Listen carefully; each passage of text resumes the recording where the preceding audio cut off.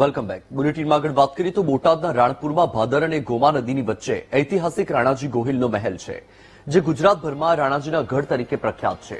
વર્ષો પહેલા બનેલા આ મહેલમાં રાણાજીના અનેક સંભારણા અને શસ્ત્રો હયાત છે. આ મહેલની અંદર રાણાજીના કુળદેવીનું મંદિર પણ હયાત છે.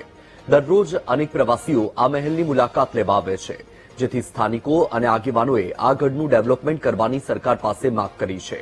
સ્થાનિકોએ કહ્યું કે આ મહેલમાં વર્ષ 1309માં અલાઉદ્દીન ખિલજીએ હુમલો કર્યો હતો. આ સમયે રાણીઓએ પોતાના કુટુંબની મહિલાઓ સાથે બાજુમાં આવેલા કૂવામાં જોહર કર્યું હતું. આ કૂવો પણ આજે હયાત છે, જેથી સરકાર ગઢનું ડેવલપમેન્ટ કરીને પ્રવાસન સ્થળ તરીકે માન્યતા આપે તેવી સ્થાનિકોએ માંગ કરી છે. અમારા રાણપુર ગામમાં ઐતિહાસિક એવો ગઢ, રાણપુરના ગઢ તરીકે એક ગઢ છે, ખૂબ અત્યારે પ્રચલિત છે. પણ એક વાત મને અહીંયા તમને કહેવી છે કે આ જે ગઢ છે, જો એને સરકાર દ્વારા ઐતિહાસિક સ્થળ બનાવવામાં આવે તો ગઢ તરીકે જે જાણીતું છે ખરેખર તો હેરિટેજ સાઇટ તરીકે પણ ઉભરી શકે એવી આ જગ્યા છે. અને ઘણા લોકોના અહીંયા બુટ ભવાની માતાનું જે મંદિર આવેલું છે, એમના કુળદેવી છે. તો આ જગ્યામાં સારામાં સારો વિકાસ થાય અને આવનારી જે પેઢીઓ છે, આવનારી જે યુવાધન છે, એમને પણ આ સંસ્કૃતિ જે છે એમનો ખ્યાલ આવે.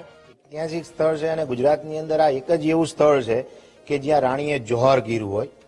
એ લઈને અમે એવી રજૂઆત કરવા માંગીએ છીએ કે અહીંયા જે બહારથી માણસો આવે છે, પ્રોપર રાણપુરના જે માણસો આવે છે, એમને અહીંયા આવવા માટે ખૂબ તકલીફો પડે છે. એટલે નદીની અંદર કોઝવે કે એવું કંઈ સરકારશ્રી તરફથી જો કરવામાં આવે તો બધા યાત્રાળુને, દર્શનાર્થીઓને ઘણો બધો લાભ મળે. અને આ એવી ધરોહર છે ઐતિહાસિક કે જેને સાચવવા માટે થઈને ખૂબ પ્રયત્નો અમે કરી રહ્યા છીએ.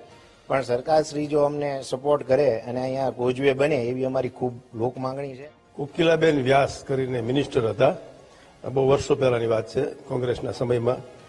એમને આને પર્યટક સ્થળ તરીકે વિકસાવવાનું એના લેટરોય કરેલા.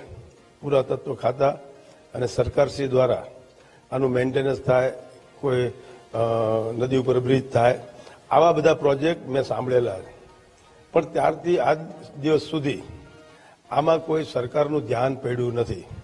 જો સરકારનું ધ્યાન પડે, અહીંયા સુખડિયા પરિવાર, અમારા દરબારો, બીજા અસંખ્ય જ્ઞાતિઓ ભવાની માના મંદિરે આવે છે. અહીંયા બાજુમાં જ રાજુ સાપીની દરગાહ છે, એ પણ ઐતિહાસિક છે. તો સરકારશ્રી જો થોડો ફોકસ પાડે કે થોડો ખર્ચ કરે, હું તો કહું છું સરકારશ્રી એમના તાબામાં લઈ લે તો કંઈક વધારે સુવિધા થાય.